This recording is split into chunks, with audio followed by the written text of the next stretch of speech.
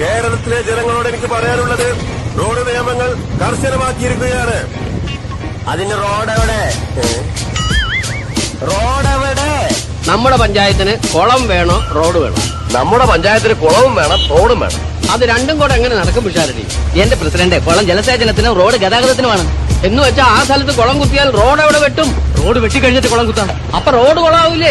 അതിന് നമ്മുടെ മിക്ക റോഡുകളും കുളമാണല്ലോ. റോഡ് കുളത്തിലൂടായാലെന്താ? ചെലവഴിക്കേണ്ട ഈ സമയം വഴിയിൽ ചെലവഴിക്കുന്നവരാണ് ഞങ്ങൾ. ഈ വഴിയിലൂടെ യാത്ര ചെയ്താൽ ബൈക്ക് മുതൽ ബസ്സുകൾക്ക് വരെ ഉണ്ടാകാവുന്ന അറ്റകുറ്റപ്പണികളുടെ കണക്കും അനക്സ് 6-ൽ ചേർത്തിട്ടുണ്ട്.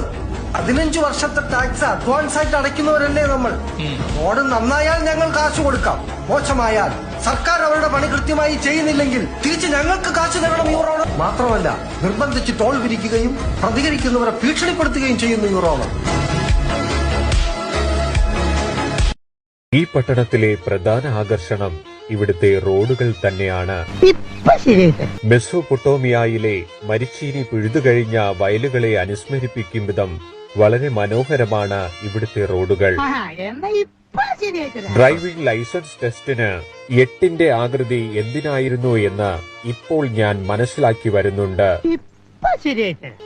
ഒരു ഓഫ് റോഡ് ഡ്രൈവിംഗ് ഞാൻ പോകുന്നു.